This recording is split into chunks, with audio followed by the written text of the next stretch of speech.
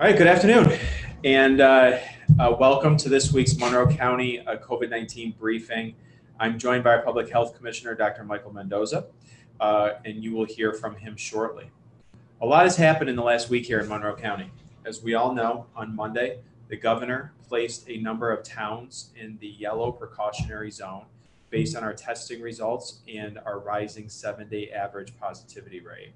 We've been warning about this increasing numbers for weeks now, and this was something that was expected. Yesterday, the governor also announced new statewide restrictions aimed at the behavior and gatherings that are driving the increases in numbers that we're seeing. More than any of these new implemented restrictions and requirements, the one causing the most concern is the state's requirement that 20% of in-person students and staff at schools within the yellow zone be tested on a weekly basis. So let me tell you, as a father of 2 kids who attend a school that will need to comply with this requirement, I understand. As we've said for weeks, our schools have done their part and remain some of the safest locations across our community, and now they're being asked to do more. This requirement has placed a new challenge on our schools, but I want to state unequivocally that my priority is to keep the schools open, keep people healthy, and keep our economy moving. On Tuesday, Monroe County received a delivery of 20,000 rapid testing kits from New York State. Since then, our DES team has coordinated with 62 different school districts and schools to arrange pickup today and tomorrow of over 16,000 of those testing kits so they can begin to comply with the new requirement next week. We're working closely with schools to provide whatever support and guidance they may need. My request for parents and families out there is to please work with your school districts as well. They are working around the clock to adjust to this new requirement. Each district and each school will have their own plan for how they carry out these tests, but we should all rest assured that their number one priority, just like ours, is to keep our kids in school safely. And I have the utmost confidence in their ability to do so. The new requirements and restrictions, particularly related to those closing of bars, restaurants, and gyms at 10 p.m., and restricting private residence gatherings to no more than 10 people, will inevitably lead to more questions about enforcement. To those questions, I have 2 separate but related answers. First, following our yellow zone designation, we've coordinated with the state on an enforcement plan within Monroe County. The team will be focused on compliance at bars and restaurants and other places of business, and violations will be dealt with through the state liquor authority and could include fines and the suspension of licenses. As for gatherings at private residences, I do not envision, in answer to a lot of questions I've received, I do not envision the sheriff or your local police department patrolling to count cars in your driveway or to knock on your door and count how many people are in your living room. And frankly, the implication that this is what it would take to have our community follow this new guideline is incredibly frustrating. Not only does it focus on the wrong details, but it also applies that individual residents are unwilling to comply for the sake of our community. It assumes that we're unwilling to take the steps that it takes to protect and keep our neighbors and keep our families safe. And I don't believe that assumption is correct. Look, do we all want to be doing this right now? No. Is the thought of these new restrictions after months of dealing with the pandemic exhausting? Absolutely. But as Dr. Mendoza is about to highlight and go through with us, our current situation when it comes to our numbers, with our positivity rate, with our spread, it's beyond troubling. If these numbers continue in their current trajectory, the state will absolutely be in a position of having to impose increasing and new restrictions, which will inevitably lead to putting more shutdowns and lockdowns in place. I cannot stress how much I do not want to see that happen, not only from a public health perspective, but also from the perspective of our economy. The consequence of not taking this seriously today, of prolonging the situation we currently find ourselves in, will lead to more sickness and more loss of life. It will lead to businesses shutting down and permanently in an economic hole that will be deeper and harder to climb out of. That does not have to be our fate, though. The time to change that is now. The time to change that is today. Recent reports of a vaccine and a potential timeline are encouraging. There is a light at the end of the tunnel. It might take us a little while to get there, but we will get there. This will pass, and we will get through this pandemic together. But that means we have to recognize that the virus is still in our community. It still poses a serious threat to our public health and to our economy. We all know what it will take to avoid further damage. And I'm asking everyone in this community to recommit to wearing your mask and complying with the new requirements and the new guidelines. We are all in this together. We will all get through this together. Earlier this year, we flattened the curve. We had a spike and we flattened it, and we kept it flat for months. And I know that if we work together, if we don't deny what works, don't deny the science, but recognize what we've learned, recognize what we know works to lower the curve, to keep it flat, we will get back to where we were just a few weeks ago. Just a few weeks ago, we had the lowest infection rate in the country. As a county, we had one of the lowest infection rates in the country. We knew what works and we followed it. And I know that we will do that again. We just have to focus on what matters. And what matters is protecting public health, keeping our children in school, and making sure the economy remains open so that we can move forward and we can get to that light at the other end of the tunnel together. So with that, I'm going to turn it over to Dr. Mendoza, who can talk about what we're seeing in the numbers here. Thank you, County Executive Bello. Before I get to the numbers, I wanted to share some of my own reflections on this week. And it has been a very eventful week. Since Monday, we have added more new cases in 3 days than we did in the entire month of September. So as we talk about all of the details of all that's happened this week, let's step back and remember that we are all in this together, that the pandemic is the problem, and that we are all fighting against it collectively as a community, and that normal life is our collective goal. On the topic of testing in schools, I get it. I too am a father, and like all parents, I want what's best for my children. I want to keep them safe, and I want to be involved in important decisions that involve their health and their safety. I'll tell you, at first, I had many reservations and questions about testing in schools. What parent wouldn't? But over the last week, not only have I been able to answer many of my questions, I can now see the value of testing in schools. As a parent, I am very comfortable with allowing my children to get tested. You may still feel differently at the moment, and that is perfectly all right. There's still a lot of confusion, in part because of how quickly we needed to work together to implement this in the last 4 days. I know many of you still have questions, and you may even be angry about how all of this has unfolded, and for that, I apologize. So I want to address as many of those concerns as possible today and in the days to come, and my hope is that you can feel more comfortable about the situation and with whatever decision you decide is best for you, your children, and our community. But first, let me begin by saying that testing in schools makes good sense. Most importantly, it will tell us actually how prevalent or not COVID-19 is in our schools. It is true that we have had virtually no transmission that we can tell in schools, but we don't know if this is because of all of the heroic precautions that parents and schools have undertaken, or if in fact there wasn't much COVID in the schools in the first place. We believe that asymptomatic carriage among younger children is more common than among older people, but we don't actually know how big that difference is in our community. Testing in schools in this manner should help us to answer this question, and help us to inform our efforts to safely reopen our schools as quickly as possible. Second, testing in schools also makes sense because I know that there are many teachers and staff who are still uncertain about COVID-19 and about their own safety on the job. Testing in schools in this way can help to address those concerns. We often think about the students as we should, but schools cannot operate without teachers and staff who are healthy and who feel safe. Finally, testing in schools will give us some information about the prevalence of COVID-19 in our homes, in our community as a whole. As we test in schools, we are certain to identify cases that we might not have otherwise identified, which will be important for families to know, especially as we make plans in the weeks leading up to Thanksgiving.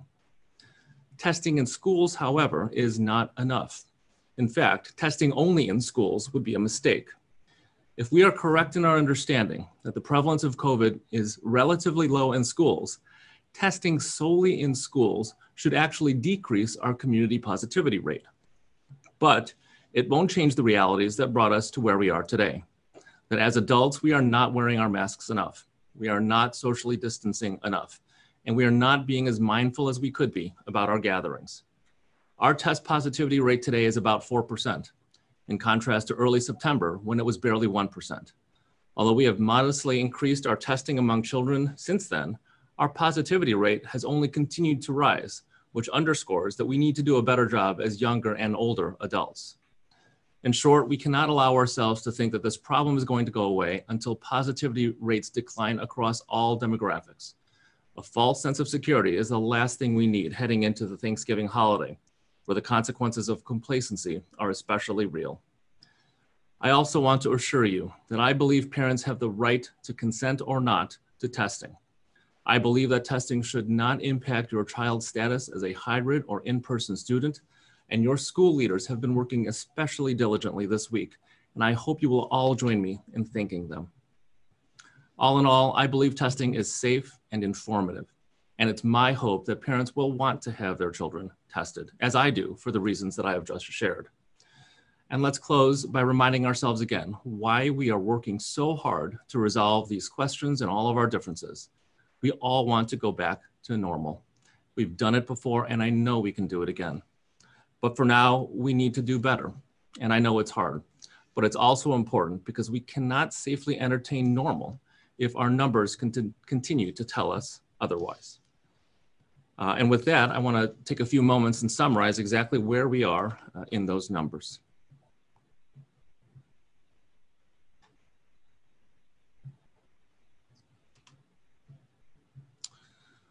So in this first graph, I'm showing the daily reported cases since August 1st.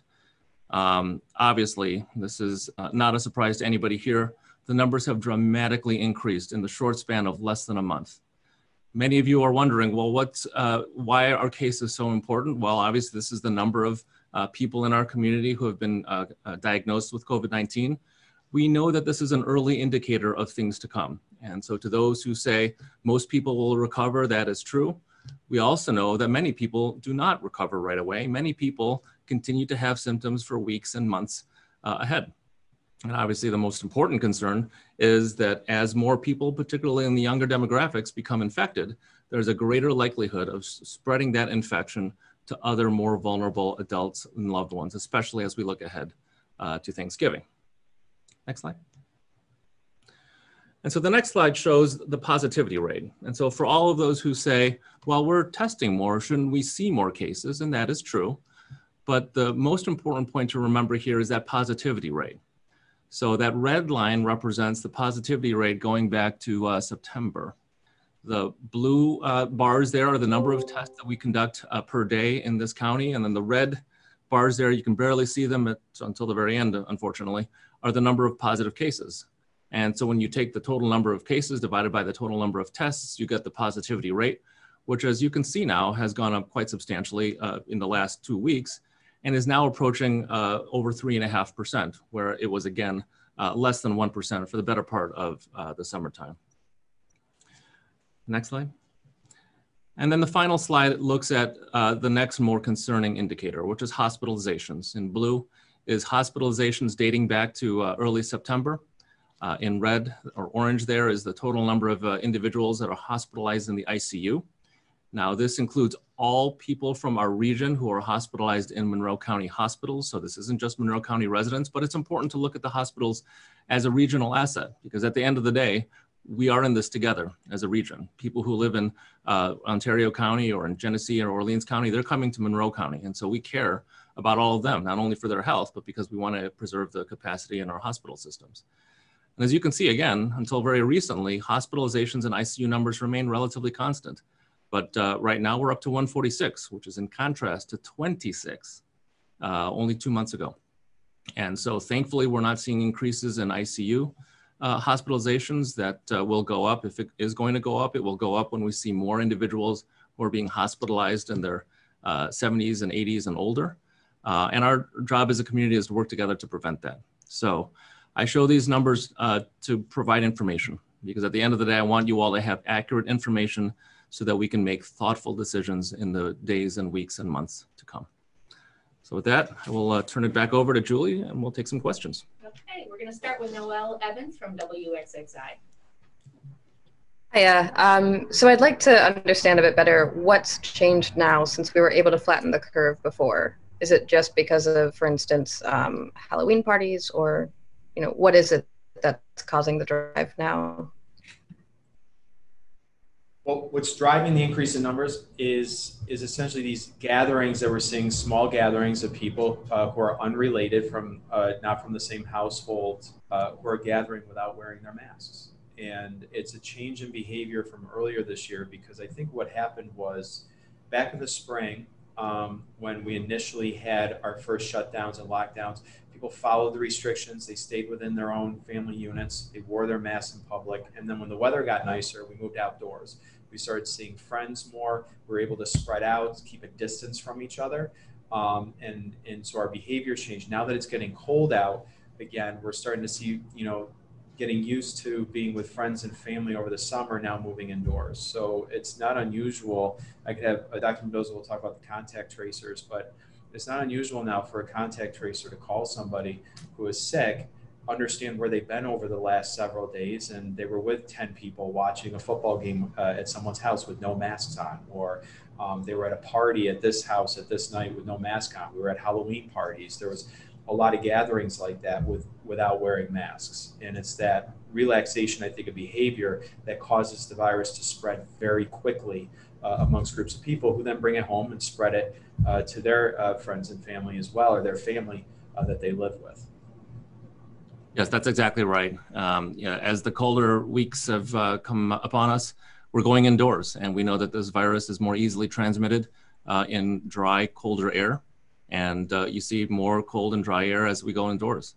So, and the transmission is obviously easier indoors because of the lack of circulation and so forth. So it's really a perfect storm, unfortunately, and we're seeing it across the country. Obviously, thankfully, we're not as bad as many parts of this country, but I certainly don't want to put ourselves in that company. So we've got to continue to work together, particularly as it gets colder. And obviously, it will get much colder here in Rochester still. Okay, and just a follow-up. Yesterday, it seemed like we had another record high. How close are we to going into an orange zone, and who would be hit hardest by those restrictions? Well, if we move into an orange zone, which we are really trying to avoid, and that's the purpose of the communication that we're having, and really why we need participation from everyone, is because we're trying to avoid moving into the orange zones. But orange zones, again, would further restrict capacity. It would further restrict how many people can gather, from 25 down to 10, and it would start triggering levels of business closure, and could jeopardize our schools staying open. And that's something that we're really working very hard to avoid. All right, next up we have Jen Lukey from WHEC.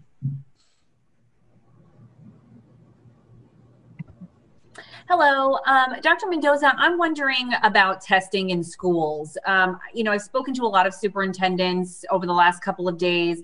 They have some concerns about meeting that 20% threshold week after week if there are parents who opt out.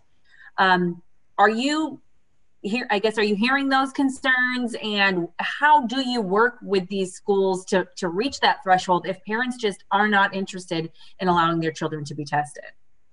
Thanks for your question. I totally hear where they're coming from. And, when this all came down, it was not clear at first exactly how that 20% was going to be calculated, and what the consequences might be if you didn't quite hit 20% in a given week. The way I've looked at this is that we need to honor the spirit of this, which is that we want to test more in our schools.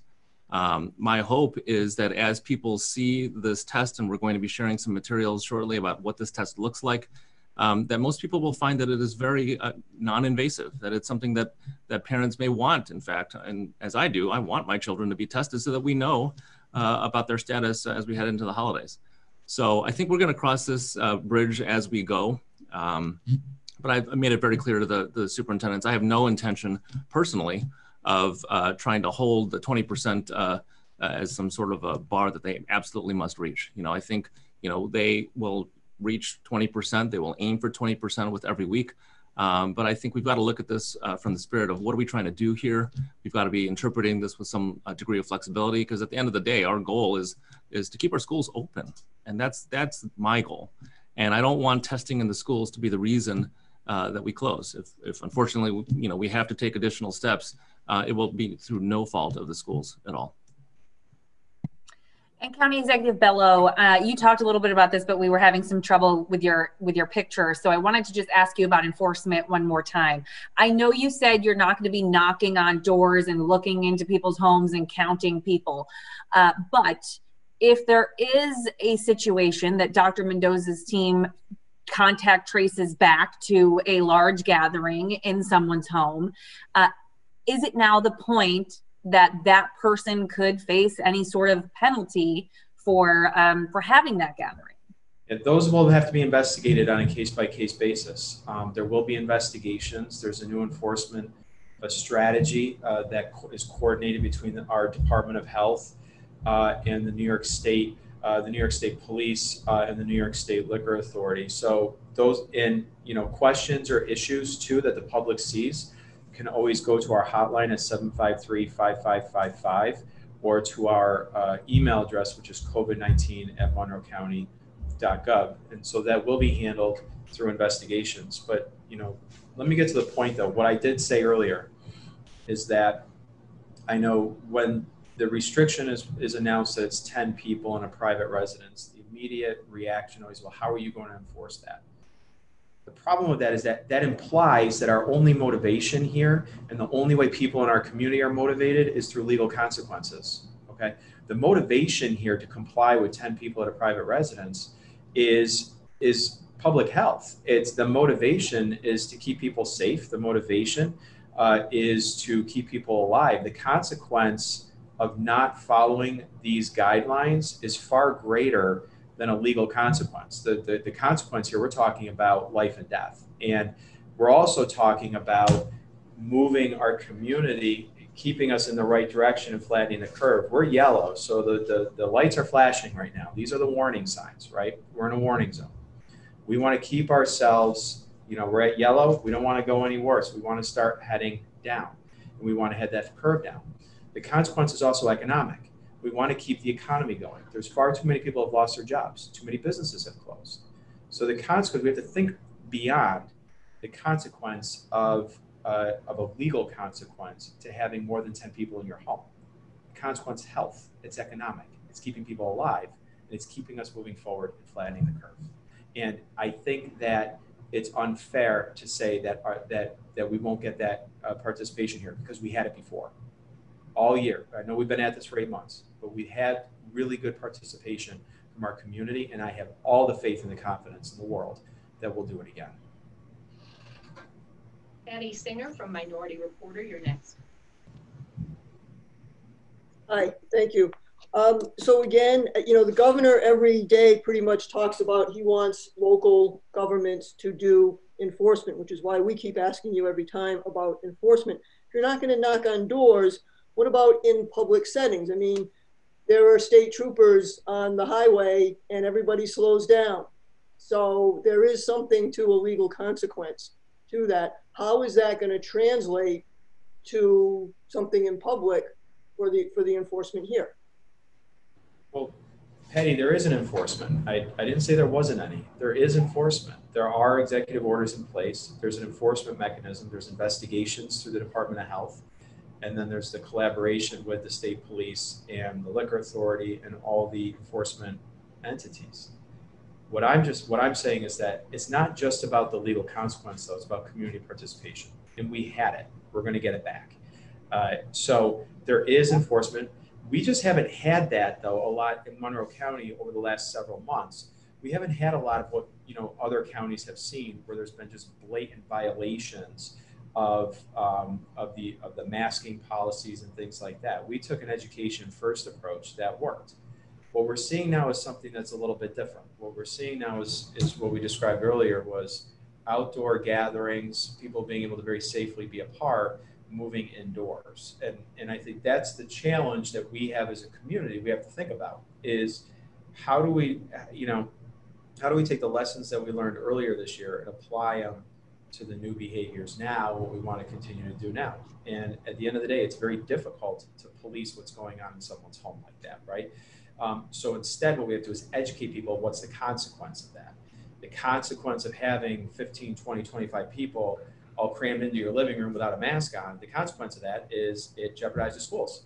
The consequence is it jeopardizes our jobs and the economy. The consequence is public health, is our hospital systems being able to stay on top of it. So I think we have to change the conversation to be about, you know, not just that legal consequence of getting a ticket or something or a fine like that in your private residence. It's what is that greater consequence of health, economics, and schools. And I think we just have to continue to impress upon people that this is real, it's serious. I mean, look at the news every day. The country is getting, is breaking records every day. Here in Monroe County, we're breaking records now of our new cases. So we can't deny that this is real. We can't deny the impacts that it's having. We have to accept it, we have to acknowledge it, and then we have to be smart in how we address it. And we have to, again, go back to what I keep saying over and over again, is we learned a lot of lessons before. The masks that we wear, the mask here, I think is a small price to pay. Wearing this mask is a very small price to pay to keep our schools open and to keep our economy moving. Can you go into the details of what is that coordination with the health department, SLA, and state police? Yeah, so there's the coordination, it's a couple things. First of all, when complaints come in, it will go through the Department of Health. It will, and through our hotline, it'll be then distributed to the proper agency to follow up on it. So, you know, whether it's following up because there's a large,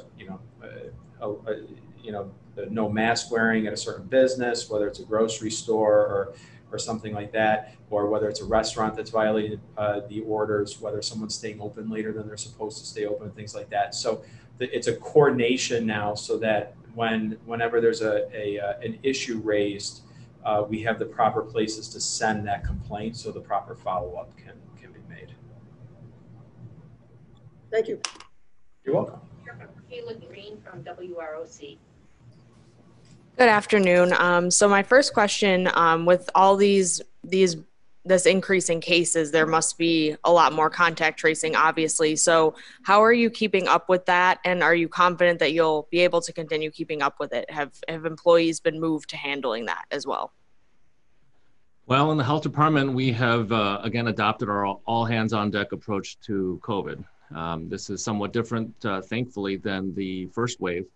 In that now we have essentially an unlimited number of people who can help us from the state, who do the second layer of contact tracing. So to review, the first process is the case investigations. That's when members of our team here, county employees, contact people who are confirmed positive, and we inform them of this. We go through all of the steps around isolation, we field questions, and then we identify as best we can all of the contacts.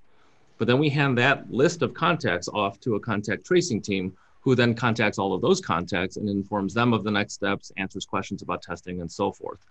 So as I mentioned, I think previously, the number of contacts per case has gone up to almost 4 per case. So if you have on a given day 271 cases, that times 3.5 or so is the number of contacts that we're identifying and then handing off to the state to help us to contact. So make no mistake, it's been tough. We've had to do a lot of operational re-engineering, particularly on the weekends and so forth, because this jump happened relatively quickly. But from my standpoint now, I'm planning, unfortunately, for large numbers all the time. And so that's how we have to prepare, and I hope to be wrong.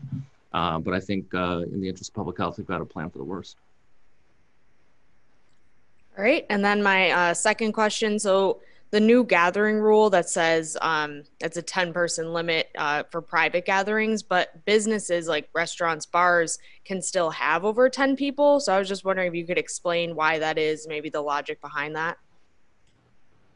Well, these are the guidelines that the state pushed down, but what I can tell you is your characterization is correct in that, but they have different guidelines that they have to follow. And there are legal consequences too when you come into a bar or restaurant situation, right?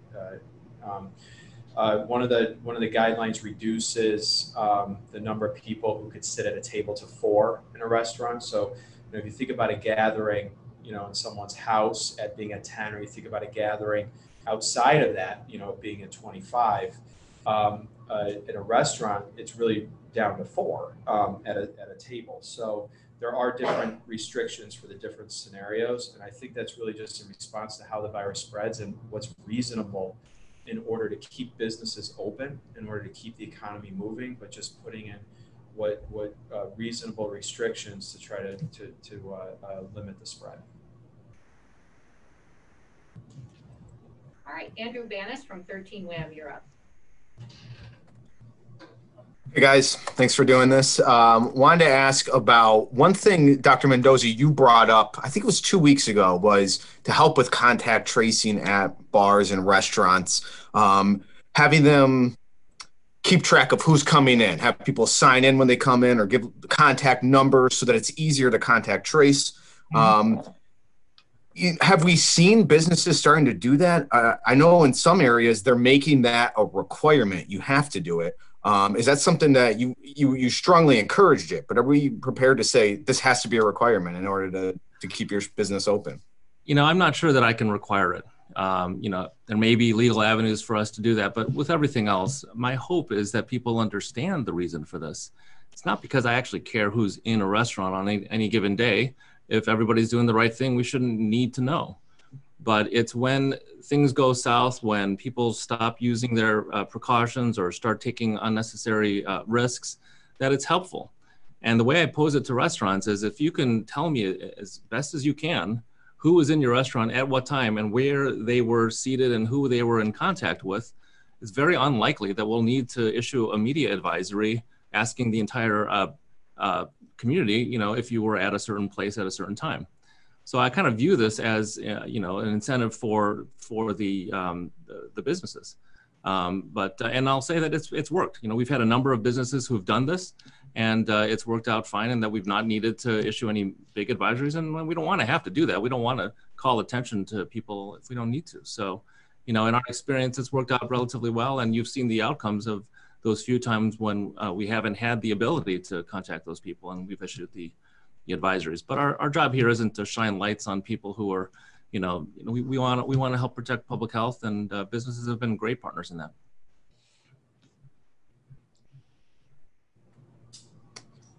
Thank you, Dr. Mendoza. Follow-up question here is, in late March, early April of last year, the Public Health Department worked with hospitals to set up 4-phase plan in case of a sudden surge in cases that cause an overflow in ICUs. Does that plan still hold right now as we see these numbers going up and potentially hospital capacity once again filling up? Yeah, so we have gone back to meeting with the hospital systems on a regular basis every week to look at what their capacity is, and that's tracked daily too. We track hospital capacity daily now with the regional control room, and that capacity plan is still in place. So and there will be triggers if we see the hospitalization numbers get to be too big. So again, that's also why we have to take this seriously and understand that the virus is real, because as Dr. Mendoza showed on the chart, the number of hospitalizations is starting to rise at a very alarming rate. I mean, the number is going up. The number in ICU is going up, and so we have those calls weekly, and to make sure that there's still coordination between the two hospital systems. And then we have daily reports of the capacity numbers through the regional control room. Okay, next up is Wendy Wright from Spectrum.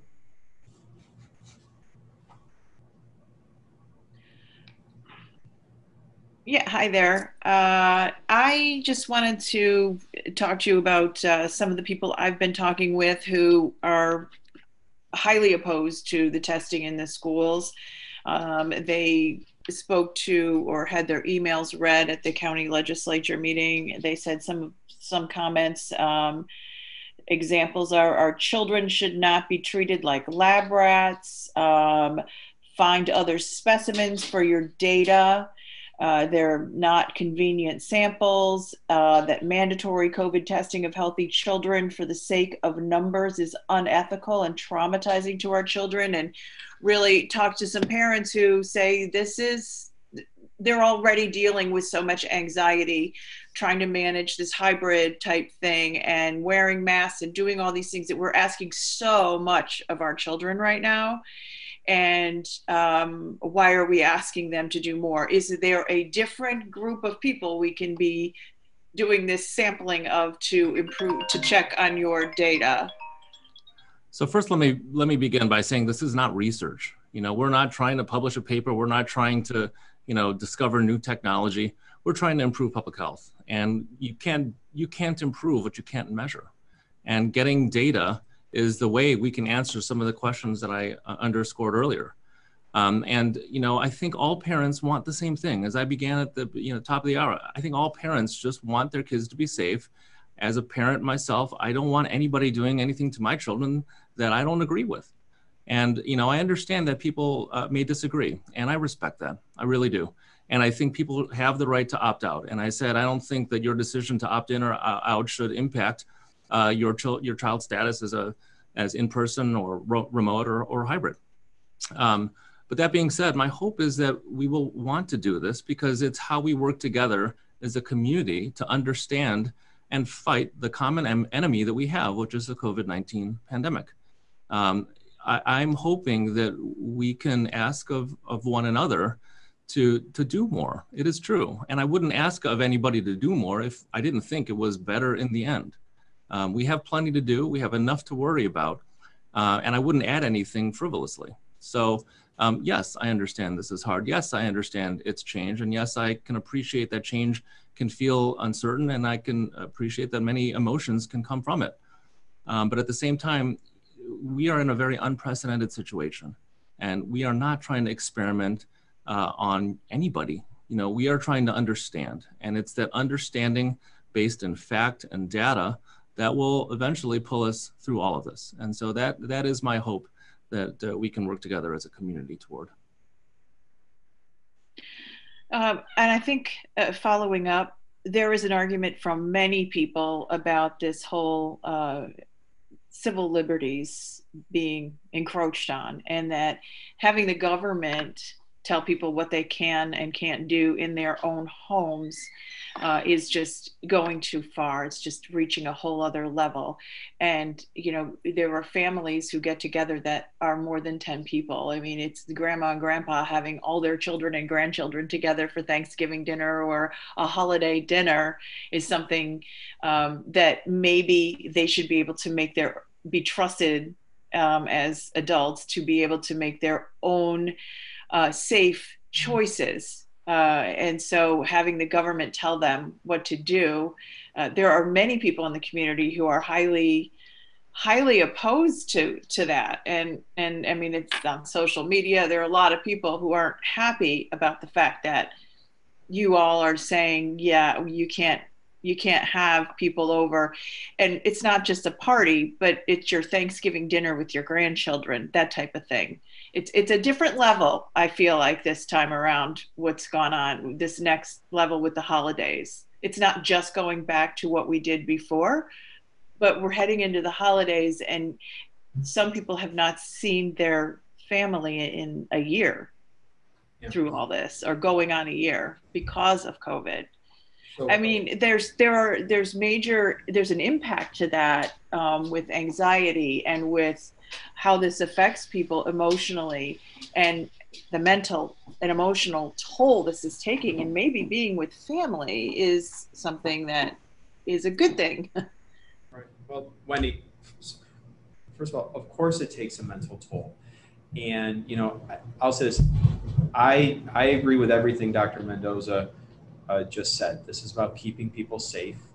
It is also about choice and the right to opt out. It's about working with your school district. It's about working with your doctor. It's about working together as a community for the protection and health of the community. And I understand too that this feels different. And I think there's a few different reasons why. One is because we've been at this for 8 months. When we shut down earlier this year, we didn't know a lot about the virus. We didn't know a lot about how it spread. Not only did we not know the efficacy of wearing masks, but masks weren't even really available to wear. So we had to.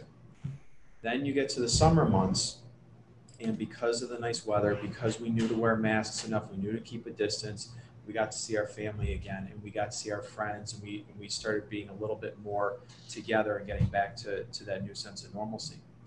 The problem is that when we let our guard up, things like this happen. The numbers start to spike, and you can't deny it. You can't deny the science. You can't deny what's happening.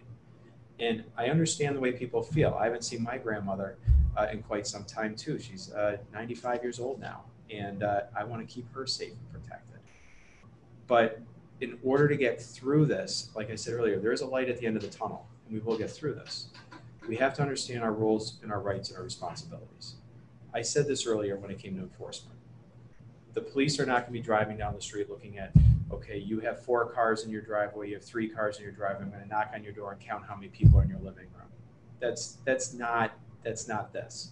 What the government can do is provide you and everyone listening at home the tools they need to protect their family and to protect their community and then get through this. And that's what our goal is. That's what the goal that Dr. Mendoza and I both have today, is to give you the tools that you need in order to keep yourself and the community safe, in order to keep our kids in school learning, in order to keep our businesses open and people employed.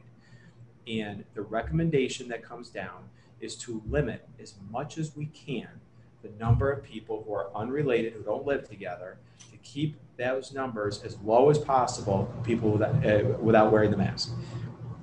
And to make sure as many people as possible wear the mask. That's what these restrictions are all about. And that's what our job is to give you those tools. And we did a really good job, as a community for the last 8 months following those guidelines.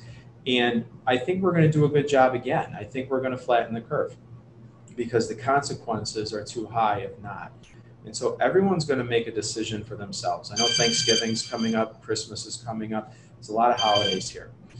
Every family's going to make a decision for themselves. What Dr. Mendoza and I can do is give you the facts, and we can give you advice and the strategies on how to keep the community safe. And at the end of the day, those are the strategies that have been laid out. Now, we don't have to, we don't have to keep moving in that direction from yellow to orange to red either. Our fate is in our hands. So the action that we take today is going to dictate what the health of this community looks like in another couple of weeks. This is what we said last week. The warning signs were flashing last week, right? We said that at our availability. And we said the more we wear masks today will impact the community health on Thanksgiving. And we need to double down on that and understand what we do today will impact how many cases we have in 2 or 3 weeks. What we do today will impact how many hospitalizations we have in a month from now. And so understanding that can help us change our behavior. And I have faith in our community. So I have faith and confidence that we're going to get it right and that people will get it right because we did it before. And so our fate doesn't have to be like what we see in other places. You can just look on the news and see what's happening in other communities like, out in El Paso, Texas. I mean, you can look at like-sized counties and the struggles that they're facing. We don't want to get there. We still want to be able to see our family. We want to see want our kids to keep going to school. And to do that, we have to participate. This isn't fighting a pandemic requires participation. And this is how we can participate is by following the guidelines. Thank you. Brian Sharp from the Democrat and Chronicle. Yeah, I was just wondering, early on, we were talking not just early on, going back to March, April, May, we were talking not just about the contact tracing, but also with folks in isolation, quarantine. There was some follow-up with those folks. And I was just wondering if we are still able to do that. And if somebody could, Dr. Mendoza, if you could speak to just the compliance you are seeing from the point of contact tracing through quarantine. Well, first I'll share that, we're feeling a lot more resistance from the public, and there's a lot less cooperation than we had earlier in the year. More people who are refusing to share information about where they were from and or where they were, and not sharing information about who they were with. And I can understand that, but that is a limitation that we now need to grapple with, because at the end of the process, our tracing is only as good as the information that we get. So that is a challenge that we've anticipated, that all counties in the state have anticipated. We've been training one another in how to manage all of that. But even with those few people who are not cooperating, the volume of people under quarantine has grown very rapidly. So the number of people under quarantine, as I mentioned earlier, are being managed by the state contact trace team. They contact all of those people according to the guidelines that they've set. For those under isolation, that is what we own here in the department. And, we develop a relationship to some degree, a very short-term 10-day relationship with these individuals, talking to them and helping to coach them through this difficult period. And we are in regular contact with them. And most importantly, at the beginning, to inform them what is ahead. We check in with them throughout that period to understand if they're developing any other symptoms that would be concerning.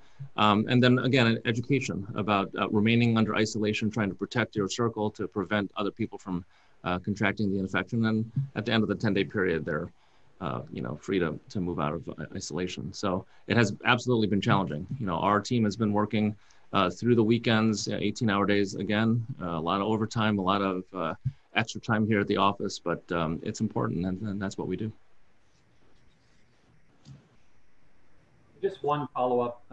You guys have both said, what we do today affects what's going to be happening 2 weeks from now. We saw a local restaurant today advertising a special on gatherings of 25 or more, get 25% off for Christmas get-togethers. I'm just wondering, I guess, both what you think is realistic for lowering the curve and how you address enforcement of something like that.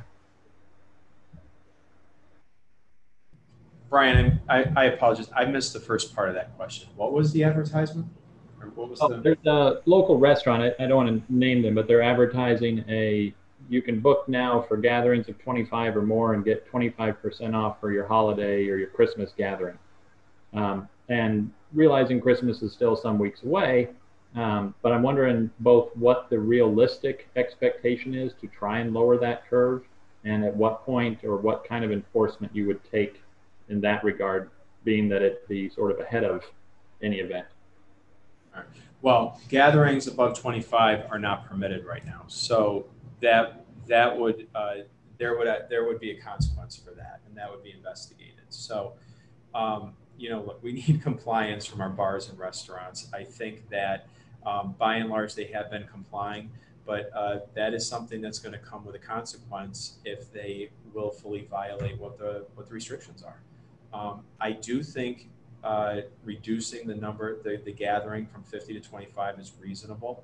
I think that is a good step towards helping to flatten the curve, because it sends that signal and that message that it's the gatherings. Remember, go back to what Dr. Mendoza said and what I said at the beginning. It's the gatherings of people without wearing masks and close contacts indoors that's causing the spread. So reducing the number, I think, is right. Also, in terms of realistic and time, I think it's real. That we can flatten the curve. I do think that's realistic expectation because we did it before. So I think we can do it again. And I have a lot of faith in the community they can do that. This is something that's going to be reevaluated on a constant basis. We look at the positivity rate every day. We announce it as part of the daily information. We announce our positivity rate. We look at it every day. And I think it could absolutely be turned around. I know the state's looking at it every day too. And so I think everybody watching this wants to avoid moving along to orange or red. And so we want to stay in the yellow and get out of the yellow. So I think we can turn that around, and hopefully this is only in place for a few weeks, but we'll have to see. It's all up to the community. It's up to all of us how quickly and we can turn it around and how long this lasts.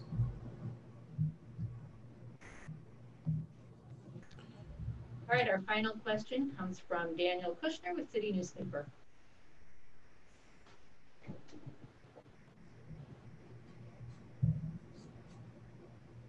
Daniel? Oh, there he is. Maybe he's up. On mute, maybe? I think I see him.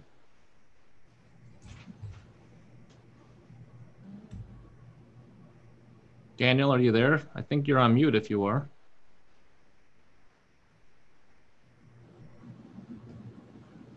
Maybe not.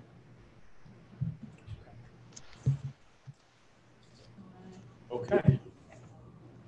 So I I think that's it. All right. Thank you, everyone. So thank you, everyone. We appreciate it. We'll see you again next week.